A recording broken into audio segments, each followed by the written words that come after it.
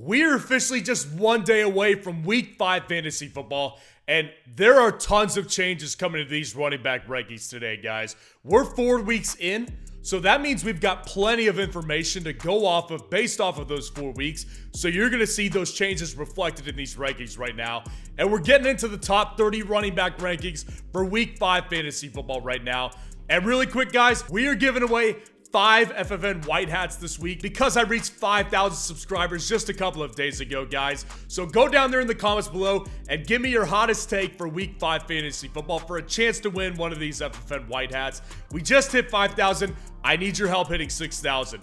Please make sure to go down there and drop a like on this video and subscribe to this channel to show your support. So let's go ahead and dive into this long list of running backs right now. So obviously, we're going to continue to have Christian McCaffrey in his own tier. I don't care what the matchup is. This guy is handling so much volume. And by the way, for all of these running backs, the rushing yards per game is not accurate right here. I can definitely tell you that Christian McCaffrey is running for more than 30 yards per game. Christian McCaffrey has been outstanding this year. And really, Kyle Shanahan doesn't look like he can help himself but to keep using Christian McCaffrey. This guy is outrageously good. Taking on the Dallas Cowboys defense, probably the toughest matchup he'll face all year. I don't care. He looks really like a Hall of Fame level player right now. Moving on to our next tier, Bijan Robinson kicking off the tier versus the Houston Texans. Now, I know it hasn't been great for Bijan Robinson lately. He's been good. Like, he's not the problem. The problem is the Atlanta offense sucks. They can't move the ball unless it's with Bijan Robinson. I don't know how it's going to go this week in Houston, to tell you the truth. Houston is a better team than I thought they would this early, so I'm a little bit worried about the Houston Texans defense matchup, but I do think Houston coming off a blowout win, there's a chance that they could get a reality check this week. Either way, Bijan Robinson's handling the volume. You can see it on the screen. He's very efficient with his touches. I got to keep riding it out with Bijan right now. Number 3, I've got Devon Achane. Yes, Devon Achane is a top 3 running back in fantasy football for Week 5. For Week 5, I believe this because he's taking on the Giants. This defense is atrocious. The whole team is atrocious, in fact, but especially the defense. They can't stop a nosebleed. Kenneth Walker had another great game the other night as he played the New York Giants. Devon Achane is just red hot right now. Dude has 6 touchdowns, basically in 2 games played. Like, he didn't even play really the first 2 games. Devon Achane is red hot. The Miami Dolphins offense is explosive. They're coming off a bad week, so they're going to come in pissed off, ready to show that they can continue to score points. I think Devon Achane is seriously just outstanding right now in fantasy football. You can't not only bench him, but I feel confident having him here at number 3. Number 4, David Montgomery, the Detroit Lions phenom running back, taking on the Carolina Panthers this week. So obviously David Montgomery carried the ball for 30 plus times this past week. Obviously, he's the running back 1, and I've been saying that since the offseason. My narrative hasn't changed at all. What I will say about David Montgomery is we need to be careful a little bit here because he had a 3 touchdown week on 30 plus carries, but he still only averaged less than 4 yards per carry. David Montgomery is still not that efficient of a running back. The difference here is he's on a way better offense than he ever had in Chicago, and he's got a way better offensive line. So David Montgomery, I think, is going to continue to be great. He's going to continue to handle the workload here. And taking on the Carolina Panthers defense is what has him ranked so high this week. Kyren Williams at number 5 this week for the Los Angeles Rams, taking on the Philadelphia Eagles this week. So really the matchup doesn't get much tougher. Philadelphia's front 7 is stout, and even though Brian Robinson last week had a decent game against the Eagles, this is still a very stout front 7. And really, Kyren hasn't been that efficient either. 3.8 yards per carry, but he's finding the end zone right now, and he's handling all the work. 16 carries per game out of this backfield, and he's still seeing reception work as well. 19 fantasy points per game and half PPR.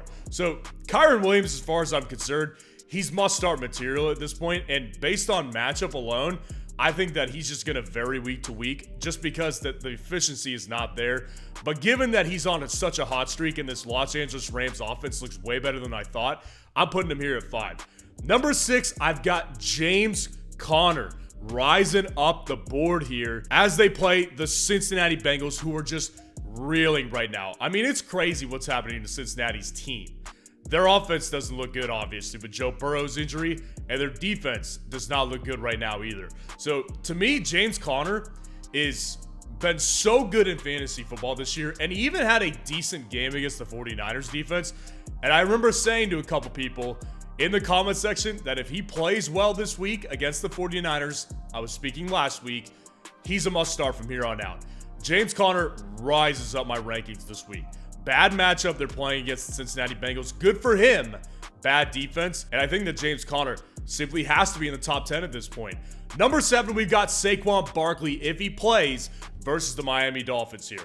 Again, it all rides on if he plays or not. But even if he doesn't, even if he comes back at like 90%, this offense is so dependent on him and they need him so bad that I can't rank him outside the top 10. He's still a great player. I mean, what you've seen in the 2 games that he's played indicates that he's still a very, very top tier player, and this team needs him. That's just the bottom line here. Brian Robinson, Washington Commanders running back, taking on the Chicago Bears on Thursday night here. I've got him way ranked above where he's been ranking the past several weeks as well. I think Brian Robinson, it's time, just like James Conner, to bump him up in my rankings right here. And you know what I say? Better late than never. I should have been ranking both of those guys higher, but I'll take it right now because the matchup here is fantastic. They're taking on the worst team in the NFL. I mean, the Chicago Bears are just a nightmare, and they're honestly just like an NFL folly collection. Like, they're so bad offensively, defensively. I don't care. They're bad. And so I just think that there's no way I could have Brian Robinson outside the top 10 because he's averaging almost 16 attempts per game, and he's actually getting some reception work as well. That's actually worthwhile in fantasy right now. Number 9, Raheem Mostert, another Miami Dolphins inside the top 10 running back rankings, taking on the Giants. And again, there's 2 reasons for this. Number 1 is the matchup is great. They're playing the Giants. I mean, it doesn't get much better than that.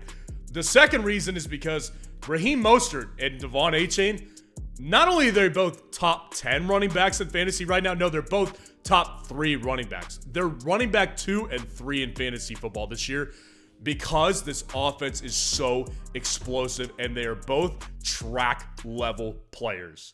That's the speed that they have. So Raheem Mostert, he's getting more of the receiving work right now, and he's done very, very well doing it, and he's also finding the end zone as well. So I'm good with continuing to have Raheem Mostert inside the top 10. Honestly, it's very rare where one team has 2 running backs inside the top 10. Miami is that team right now. Number 10, DeAndre Swift this week, taking on the Los Angeles Rams in Los Angeles. DeAndre Swift has been a stud past several weeks. Once Kenneth Gainwell went down, we got to see a taste of what DeAndre Swift is going to be this year. This guy is so efficient, and he already was an efficient running back with Detroit, but he's taken it to a new level this year. 6.2 yards per carry. He's averaging almost 15 attempts per game as well. This guy has just been a stud, and he hasn't even scored that many touchdowns. He scored 2 touchdowns, which isn't bad, but I think DeAndre Swift is just a shoo-in for a top 12 running back spot at this point with this offensive line. Tony Pollard in the tough matchup versus San Francisco at number 11 here. I know it probably sounds low. Tony Pollard, we're talking about a guy who is a top 10 running back most of the time, top 5 a lot of the times as well. The matchup is obviously the reason he's down here. The 49ers defense, their weakness is the secondary, but their strength is the front 7, and they're really good at stopping the run. And I think that they will key in on stopping Pollard and make Dak throw against them. That's what worked last year for them in the playoffs when Dak was responsible for the Cowboys losing that game. They want to repeat that over again. So I think they sell out to stop Tony Pollard. With that said, he gets so much volume and he's so capable of hitting a big play that he's got to be inside the top 12 at least. But I think he will have a struggle week this week to get anything going. Travis Etienne at number 12, kind of falling a little bit here, and really it's just because of matchup. They're taking on the Buffalo Bills this week. Buffalo has been a bully defense in the past several weeks. They've been bullying opponents. Ever since that Jets loss, Buffalo has been tremendous on both sides of the ball. And that extends to their defense, which, by the way, is banged up right now. But they're still doing great. But the good thing about Travis Etienne is things are happening like I predicted before the season. This guy is handling over 20 touches per game right now. And while he hasn't been the most efficient this year so far, and he only has 1 rushing touchdown, there's only a matter of time until Travis Etienne has a massive game or a massive stretch. I don't know if it's going to be this week against Buffalo, but the volume here, it's a similar situation to Tony Pollard. Josh Jacobs at number 13, taking on the Green Bay Packers this week. So the matchup is not bad here. The matchup is not the problem at all. And depending on what you think, honestly, I'm interested to hear what y'all's thoughts are in this ranking, because Josh Jacobs to me was one of the harder guys to rank this week. Because yes, he had a good game last week, but if you looked at the stat sheet, he led the team in receiving yards. That doesn't usually happen, and the reason he did is because they had a rookie quarterback in. If Jimmy Garoppolo's back this week, I don't see it happening. Why? Because it hasn't happened any other week. So I think Josh Jacobs' ceiling is not quite as high as it once was last year. He just hasn't looked that great. I mean, he's averaging less than 3 yards per carry still. He doesn't look like he's up to speed yet. He had a good week last week, got in the end zone finally. I'm not big on Josh Jacobs right now, though, just to be honest with you guys. 14, I've got Derrick Henry of the Tennessee Titans having that bounce back week, and he's taking on the Indianapolis Colts this week. Indianapolis is not an easy matchup for a running back. Like, that's not the reason that he's up here. And again, similarly to Josh Jacobs, I'm interested to hear what y'all think of this ranking, because Derrick Henry had a great game last week. He bounced back. He's averaging 14 fantasy points per game, and he's still averaging about 20 touches per game. This is still, again, a volume drop, and he's not as efficient this year. So I don't think that Derrick Henry's ceiling is as high as it always has been in the past, 5 years. That's just the reality here with Derrick Henry, but still, the workload's there. When he gets rolling, the dude is rolling. And you know exactly what I mean by that. Number 15, I've got Isaiah Pacheco. Great offense, great offensive line, and the Kansas City Chiefs are taking on the Minnesota Vikings this week, which is not a very good defense, by the way. So, to me, Isaiah Pacheco is must start. I know I get a lot of questions about Pacheco every single week, and I'm here to tell you guys, there's very few cases where I'm sitting Isaiah Pacheco right now. The guy is just playing so well, and he's so, he's on a great offense, and they're finding their groove.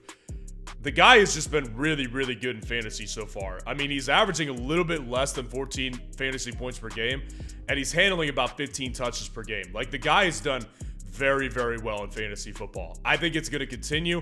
I think the offense is just too high upside. At number 16, I've got Alvin Kamara of the New Orleans Saints this week, and really, this is just another kind of tough ranking right here, taking on the New England Patriots in New England. So here's the thing. The matchup, actually, I don't think it's as tough as it sounds on paper.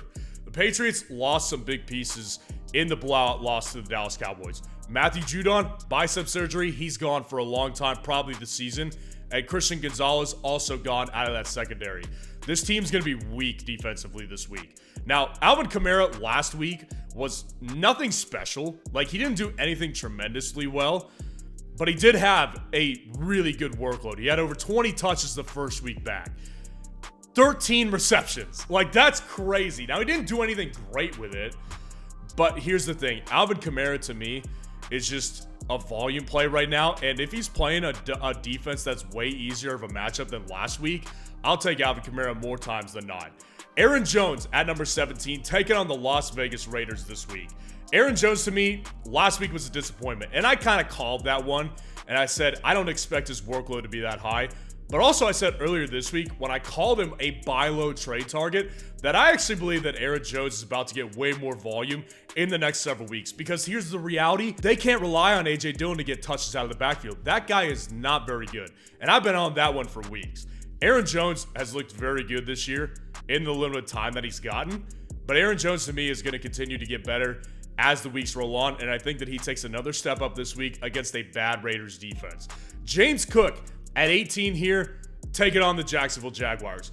It may sound a little bit low for James Cook, and honestly, James Cook to me has been one of those guys that I want to rank higher, but I just can't, because James Cook is still not seeing every touch out of this backfield.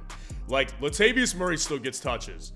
Devin Singletary, Damian Harris still gets touches. So I think it keeps him fresh. You could see on the screen, 5.3 yards per carry on 14 touches per game, 14 carries per game. And he's averaging 13.2 fantasy points per game. So it's not he's not bad. I'm not going to sit James Cook most of the time, but I will say that, finding the end zone last week was really what saved his week. And I don't think that James Cook is as high upside as I once thought he was getting to, just because he's not handling all the touches out of the backfield. Number 19, I've got Breece Hall of the New York Jets, way above where I would typically rank him. Why? Because he's taking on the Denver Broncos' disgusting defense. I'm trying to find a word for it. I don't have another word for it besides just disgusting, pitiful, atrocious, putrid. They're awful at everything. I mean, they can't stop a nosebleed in Denver right now. And this is the week where I'd say if you want to start a Jet, you could start a Jet this week. You want to start Breece Hall, I think you could do it. You want to start Garrett Wilson, I think you could do it this week. Breece Hall is a fine option. The guy has looked really good when he gets space. And I think that Denver's defense will part like the Red Sea on at least 2 occasions this week. Let Breece Hall get a couple big plays. Joe Mixon at number 20, taking on the Arizona Cardinals in Arizona this week. It's just a low upside offense right now. That's just the reality we have to acknowledge with the Bengals. And I think most people are acknowledging that. So I just can't rank Joe Mixon much higher than this. I mean, he's not getting enough volume. He's not efficient enough to overcome what they're struggling with right now. That's why he's only averaging 10.5 fantasy points per game. Number 21, Jonathan Taylor making his triumphant-ish return versus the Tennessee Titans. Here's the thing. There's multiple layers to this, obviously. We've got a guy who was a running back 1 just a couple years ago in fantasy football coming back for his first week. Here's the other part. Word is he still doesn't want to play for the Colts. Also, word is he's going to practice on Wednesday, which is when this video is coming out, but I am filming on Tuesday night late. So last thing I saw, he's practicing tomorrow. I don't even know if he's going to play, honestly. And if he doesn't play, Zach Moss is around this area for me as well. But Jonathan Taylor, to me, like, hopefully he does play. I would like him to play. I drafted a lot of Jonathan Taylor this particular year because he was a great value as it seemed at the time. Jonathan Taylor, to me, this is a very uneasy situation I'm feeling right now because if he doesn't want to play for the team, I don't know what the upside is because if his heart's not in it, how good is he really going to be? We'll have to see. I'm comfortable having him here down the slow, though. Ramondre Stevenson, number 21. Sounds pretty low for Ramondre Stevenson. And yeah, he's taking on the New Orleans Saints. But here's the thing about Ramondre. This one's also got a couple layers to it. Ramondre Stevenson, to me, is the type of guy that a lot of people are looking to sell right now because a lot of people are just concerned with the efficiency. I mean, you can see on the screen, less than 3 yards per carry. And he's also not seeing enough volume to justify that low of efficiency. I mean, he's only got 1 rushing touchdown this year, and he's only averaging 9.3 fantasy points per game in half PPR. It's not been very good, but it's important to remember that they have taken on some of the best defensive opponents this year. I'm not saying the Patriots offense is good, but it is important to note they've taken on Dallas over the past several weeks. They took on the Jets defense over the past several weeks. Like, this team hasn't really gotten much of a break. And again, their offense isn't good. It's not a good offense here. But honestly, I think that Ramondre Stevenson is going to bounce back one of these weeks. But I will say the reason he's down this low, it's not going to be this week. New Orleans is not going to let him off the hook. They've got just a tough string of matchups the first several weeks. Jahmyr Gibbs, Detroit Lions, obviously coming off a really, really disappointing week. A lot of people are just saying they're done with him. Here's the thing. Don't be done with him yet. He's taking on the Carolina Panthers. This is a guy who has plenty of upside this week, in my opinion. And I called him a buy low trade target this week. And I mean that 100%. Because this guy he was overvalued in the draft in the first place. Now his value is catching up to where it really should have been. And so a lot of people are off of him. I would not be opposed to starting Jahmyr Gibbs this week. Because here's the thing. He's still averaging 13 opportunities per game. He's averaging about 12 touches per game. This guy is, I think that with the upside he's seeing and 4.6 yards per carry, the efficiency's there. He just hasn't found the end zone yet. I think he will one of these weeks here pretty soon. Number 24, Dameon Pierce taking on the Atlanta Falcons. Listen, Dameon Pierce is rising a little bit in my rankings here because Houston's offense is competent. Their offense is competent. And I think that Dameon Pierce is going to continue to do better every single week and start growing a little bit. I mean, here's the thing. He's not been good at all. 2.8 yards per carry, 1 rushing touchdown in the year. I mean, it's not all there for Dameon Pierce right now. So I wouldn't say go too crazy, but I do think Dameon Pierce can be started this week in certain situations. 25, Alexander Mattison.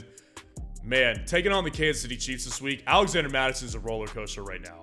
The guy is, I've said it over the past several weeks, I don't think his job's secure. But ironically, he's played the best football he's played all year the past 2 weeks. Maybe he's just the type of guy that needs to feel the pressure. I don't know what the situation is. But what I do know is that he is looking better. He's starting to average more yards per carry, 4.5 yards per carry on the season. That's a career high for him right now. And he's starting to climb up my rankings as a result of all this stuff. Miles Sanders at 26. Miles Sanders is just in a bad situation. This offense is bad. I mean, it's really, really bad. And they're taking on the Detroit Lions defense, which is a really, really good defense this year. There's not much upside here. This tier really is not much upside. And Miles Sanders, to me, like, unless you're really desperate, I know there's bye weeks this week, so you may have to start him, but if I could avoid him, I would try to do it at all costs.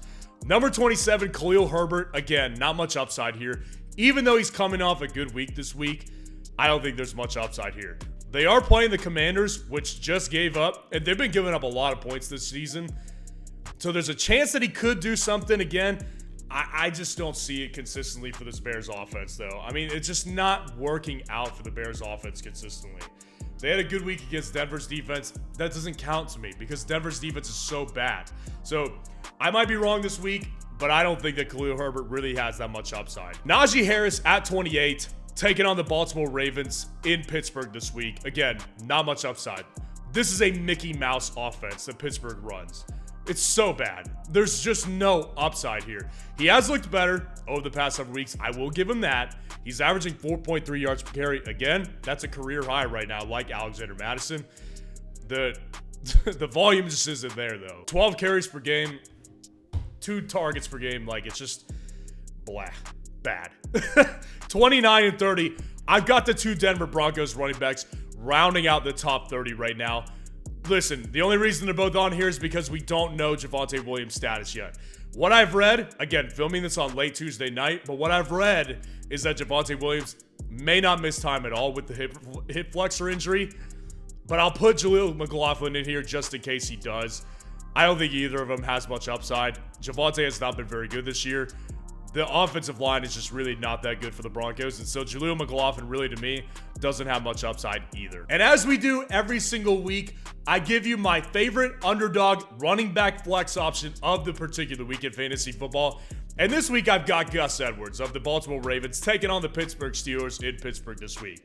Now, look, I'm not wild about ever starting Gus Edwards. He's not a guy that I want to tell you guys to start. But I do think that there is merit here having him as an underdog flex option in deeper leagues. So I do think with a struggling Pittsburgh Steelers defense, I do think that this is a matchup that Gus Edwards could possibly take advantage of. And again, it's not the best option because it's a deep shot, but it's also not the worst option that you could choose. So let me know what you think of the running back rankings in the comments below and what questions you need answered before Week 5 Fantasy Football. And if you want to see the top 30 wide receiver rankings for Week 5 Fantasy Football, click on this video right here.